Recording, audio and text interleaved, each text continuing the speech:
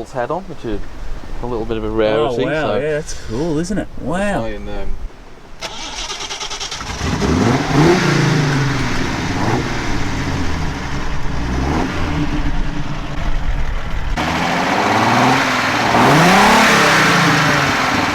Doesn't it?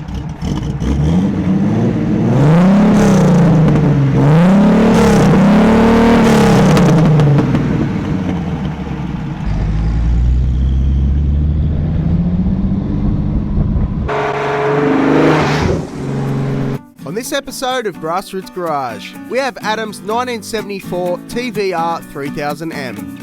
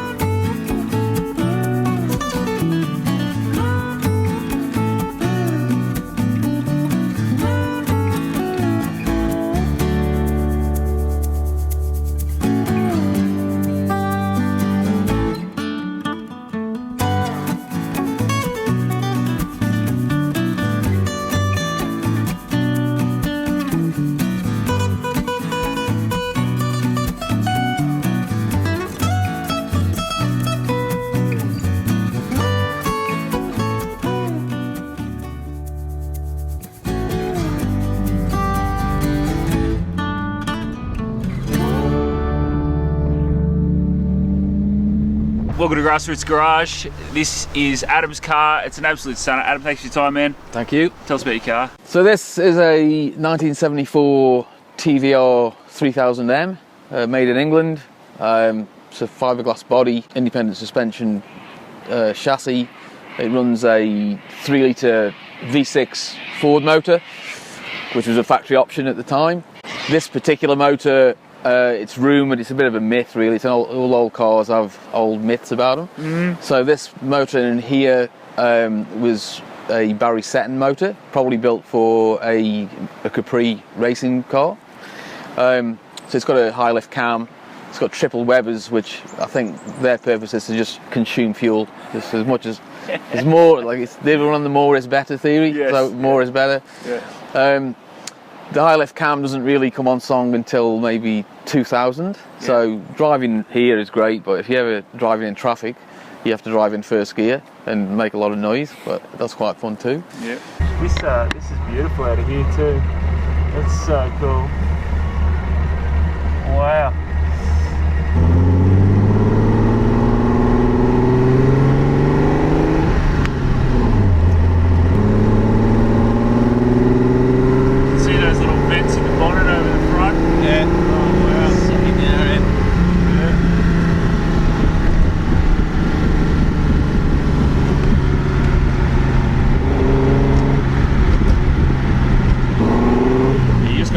Watch the road, like any potholes or anything, you've got to avoid them.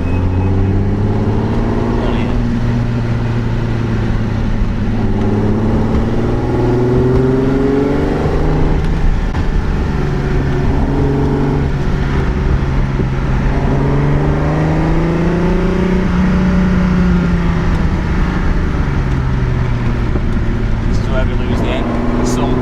Yeah.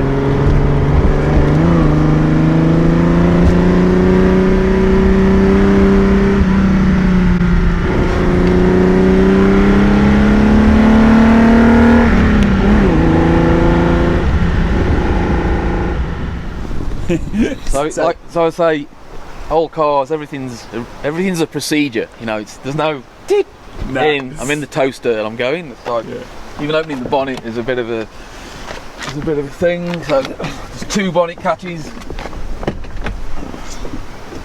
Oh, I see. You one for either side, and you have to do it in that order. You can't do the right first. You got to do the left. And I'm guessing that's literally, you're pulling through that. Through from they've just cut holes in the firewall, and that's how you get it. Yeah. Wow. Yeah. Big Ford 36. These are the petrol guzzlers there. Yeah, beautiful. Yeah, it's got electronic ignition on it now as well, so just evens that spark out a little bit. But yeah, so that's got a couple of new bits here and there. Yeah, it's always nice to see, like, those are the first things you got to throw in. New leads, new things. I just bought a new distributor cap and new all that. So I want to these rocker covers, I want to take them off and give them a bit of a clean up, because they've got the nice Ford Devil's Head on, which is a little bit of a rarity. Oh wow, so yeah, that's cool, isn't it? Wow. Try and get around to that. That's beautiful. You know, old projects. Yeah. See how the spare wheel is there. Yeah. So when they made these, and they were doing the early crash tests, etc., this was the only car that was drivable after a 30 mile an hour impact, and it was because of the wheel. So the wheel hits the motor and it doesn't affect the steering rack. And the rumour is that the testers said, oh no, that doesn't count, that's because of the wheel, and they said no, well that's how it is, that's part of it, and that's how it goes. So that's how it goes. So it doesn't affect the tyre being in there with all that heat? Like, does the tyre perish? No. I don't know. Who knows? Amazing. Yeah. The tyres have got enough to worry about. Beautiful. Interior, there's just literally 2 seats, isn't there? Yeah, it's just, I'll go around the other side. So, very much, there's not a lot to it. You're sitting on the floor, absolutely on the floor. Yeah. I'm still sort of working on the interior a little bit, just trying to, because it had this horrible old grey, well, some of it was grey carpet, and it was just vile. So yeah, I've just gone for a very, it's all either leather or metal. The dash is not a stock dash, that's like it's with this sort of racing theme. Oh yeah, it's beautiful. Very lightweight, just there's no extra, you've got just the straps and the door handle, just keeping the weight down. Yeah, so you were saying there's this spine through the centre? Yeah, so the glass body, it's like a monocoque really. So the glass body comes all the way around, and then you see the square there, you take the body off, that's the whole thing. Wow. So the whole shell is it's all just one piece all the way around, and then it pops onto this like ladder chassis, which is like a go-kart. Yeah. And it's full, it has the full independent suspension, so actually, like for its time, it's actually quite good, in that sort of, for its era. Ragtop's factory? Yeah. Wow. Yeah, I think they're they were made by a firm called Wabasco. Okay. So that's it's beautiful, isn't it? That's original. Yeah. Tell me about this cow skin. What's the the cow skin? What's the thoughts behind this? That's my work. Yeah. So there's flip this seat a bit. Yeah. So the cowhide, there's see that lifts up. There's a tiny little storage thing underneath there. It's about that deep. I don't know really. You can store a slice of bread in there maybe. So yeah. I wanted to change the interior. I wasn't sure what to do, carpet, this, that and the other. I redid all the upholstered sides in leather, and I thought no, I've got an idea, and I'm going to do it in hide. And so there used to be, this is another interest sort of thing, used to be an artist living when he falls called Adam Cullen, and a lot of his work is Aussie bush sort of stuff. He's a bit out there, he's dead now unfortunately, and he was very into that sort of cow skin sort of thing and the stuffed animals, etc. So there's a bit of inspiration from him really, and so that's my Adam Cullen. Cullen. Yeah. What do you call it? Like a there's a word for that, isn't it? Homage, maybe. Homage. That's the perfect word. So for me, when I was following you guys up to Oberon, up to Katoomba that day, I think there's nothing more. So you don't really get this experience too much, but to follow your car, like from driving behind it, where you see that beautiful big bit of glass, and it's so much lower than you expect it to be. It's a beautiful big bit of glass. And the hips are just it is a really nice. It is a nice. Yeah. So is it a famous designer, or is just TVR just had? Yeah, I think it's just like they're all pretty much an evolution from the previous car. So going back to the Grand Tourer, similar, except for this was much smaller. Still had the big glass, but much smaller. And then the Vixen came up with sort of getting a square edge, and then it evolved into this. So we can throw images of those cars on top. I'll Google them out and find the ones. Yeah. And then they've always had that flip front bonnet like that, and the big glass. That's actually the big glass is the most frightening thing about it, because if that was to go, it'd be... No doubt there's a warehouse in England with 100 of them in there that no one even knows. Yeah, but they'll want $1,000 each. Yeah, they know what they're worth. They know what they've got. Yeah. Mate, we're almost getting sleeted on. This is amazing. Yeah, there is a bit of moisture coming. Isn't it cool? I think anyway, it's about 950 kilos. Yeah. So the power to weight's pretty good. Yeah. Obviously, there's no driver aids whatsoever. It's very, very raw. There's no power steering. You feel everything. It's, there's a bit of a procedure to start it, and you know if you don't get it right. Yeah. But it's good. It's a good little fun thing. Yeah, but that's what we love, isn't it? Changing gears and all these little finicky little things with the cars. Yeah, definitely. So why TVR? Just did a bit of a unsung hero in that sort of in the old supercar world. There's all your bigger brands, etc., and they just made cars like they wanted to make them. They wanted the small clubman style car with a big motor in it, and they continued with that, and they've always done that. Even the last proper TVR would be the Cigaris, which had their own straight six in there, the Speed 6, which made about, 450 horsepower or something on a 1,000 kilo car. And even though that was made into the 90s, even that had no airbags. I think they got the list of rules, we need that and that, and they just said, we don't need that. Is that the one with the two big wings and the lights in the front? Yeah. Beautiful car. Yeah, they all sort of evolved from the one before. That's how. So the 3000M sort of evolved from the Vixen, which evolved from the Grand Tourer. Let's go right back to the start. What was your first car? 72 VW Beetle. Oh, was it? Yeah. Nice. That met a sticky end.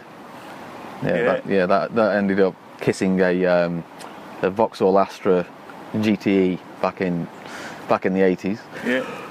Got a bit of damage on that. Actually, a guy did buy that and actually got it back on the road. So that was I was into the VW scene a lot then. Okay. So I had the 72 Beetle. Yeah. And then actually when I was talking to a guy when it was in bits, when I was thinking of either selling it or fixing it, I ended up buying another one. But he had all intentions, I'm going to get rid of my car, I've bought another one. So I bought a 73 Beetle.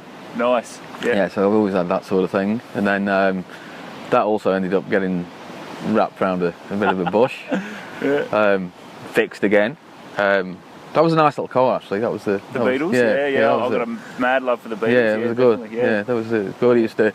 You could downshift in them and flames pop out the exhaust, and they really are quite good. Lucky my wife doesn't watch this, because I'm going to buy her a pre-65 Beetle for her birthday. She doesn't know that. So. Yeah. Car after that would have been a Mini, like an original Mini. Oh yeah. I think that was an 87. 87 Mini, and I used to always try, the clock went up to 90, and I'd always try and get it off the clock, and you'd get it at like 89.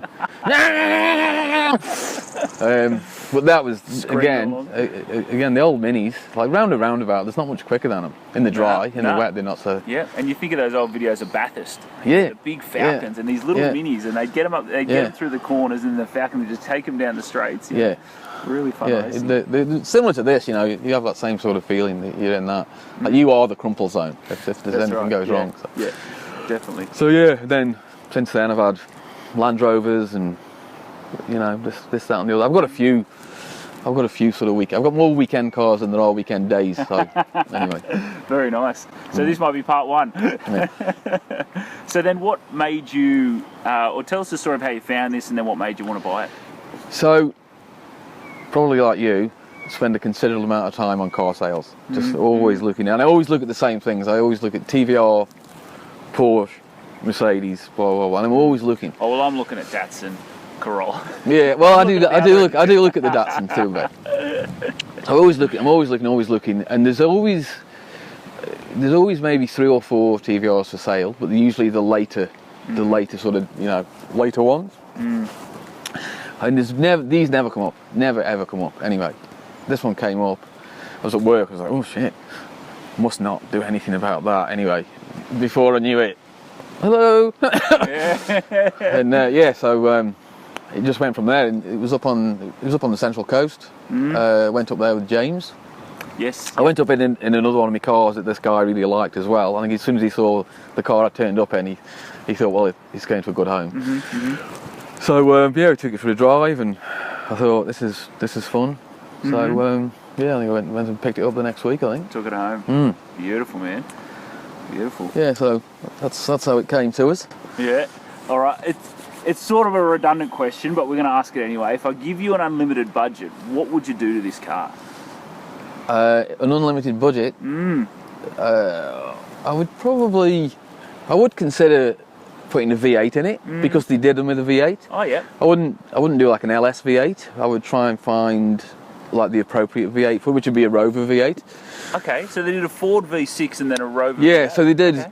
So they did. They did the 5000M, which had a V8, but they did. So before this, back in the 60s, the original Griffith, that was a V8. Okay. That was back in the the sort of Shelby sort of days. So that'll be racing around Goodwood with Cobras, Grand Tourers, and the Griffith, which was, I'd imagine they would be the most terrifying thing ever, because they're even smaller than this. Like I mean, in this you can put your hand out and touch the tyre. Yes. Yeah. The Griffith is even smaller. Even smaller. Yeah. With a V8 in it. Yeah. In 60s technology. So the brakes would be just a thought. Yes. Yeah. Yeah. Big V8, a motor and some seats, really, isn't it? Yeah. Wow. Yeah. So I would consider that, but I do like keeping it sort of original. Well, it's pretty well original. This probably came here with the 2.5 straight six in it when it first came in. So the story is, I think it was Peter Owen who used to race. He used to race TVRs, and then sort of by default became the TVR importer. But I think just for himself, so he could bring his own cars in. Yeah. But it's so this is probably an original Peter Owen car, and then it's gone through the Seaton mob, and they've changed it, this, that, and the other. And beautiful. I think it was in before the previous owner. It was in Melbourne, or it was in Victoria for a while. So who knows? Been everywhere. Old cars. That's the unlimited budget. We might be V8 swapping. We're not LS-ing it. Yeah. It'd have to be like the were so it'd be a Rover V8. Yeah. Which they'd be pretty common, wouldn't they? I'm thinking of the 4-wheel drives and. Yeah. So all the Range Rovers, etc. That's the V8 that's the V8 in there. Which is a solid motor. That's got a lot of history in it. Yeah. Okay, so we've V8'd this. You've got this huge shed now in my imaginary world. Does anyone answer? So you've kept the TVR, you've thrown a V8 in it. What are we parking in the shed next to it? 911. 911. Yeah? Always been a 911. Since I was a kid, 911 has always been the car. Not really massively into the really supercars, the exotic ones, but it's always been Porsche 911. So like a 964. Yes. So that 89 to 93. Yep. It's probably my favourite one. There you go. So that would be the car. So that's the first purchase. Yeah. So the 964. Yeah. And then probably another one. I don't know, but yeah. So would you go for like a really old school one as well? Yeah. So say you had a couple, it would be say a 964. Yeah. And then like a pre F series, so with the indicators in the wing, like a pre impact bumper. So something like that. But I like a lot of German cars. So an E30 M3 it'd be there. Yeah. What else would be there? Not massive on. They'd all be 2-door coupes. Okay. I'm not a big roadster fan. Yeah. I'd have one. But yeah, 2-door coupe, German. I do like a nice German. I do like the sound of a straight six. They seem to have a really nice whizzy, like a nice whizzing sort of sound. Yeah. So something like that. And then going back to the V-dubs, then splitty, nice splitty I'd like. Yeah. And then probably an oval beetle, you know. Yeah. So you go on forever. You can just go on. You go for days, couldn't you? You go on forever. So then, what would you daily? Would you just daily those, or would you get yourself like a nice new 911 or a Ranger or something? Or would you daily? I think if you're in that unlimited budget, then I don't know what put you there and why you would have to daily anything, because you would just do. So yeah, I mean, it is. I have on occasion taken this to work, etc. And it is a different sort of feeling than just being, you know, in the toaster, you know. So, but as a daily, I think if someone is into cars but they're not massively into it, but they just want something a bit different, something like an E30 or an E36 touring, like a nice bit of an old school station wagon, something like that. You know, it's a little bit different, but it's got tons of the dreaded practicality word. Practicality. They don't know they don't know the meaning of that. So TVR, I've never read that word. No. I'm looking inside and looking at like the door cards have stainless steel or aluminium panels in there. You know, like it's sort of bare minimum sort of stuff. Yeah, it's very racy. So. Yeah. Beautiful, man. So that's it for Adam's beautiful TVR. I know you love this car. I'm in love. So Adam, really appreciate it. Thanks for your time, man. Thank you very much. Thanks for watching, and stay tuned for the next one.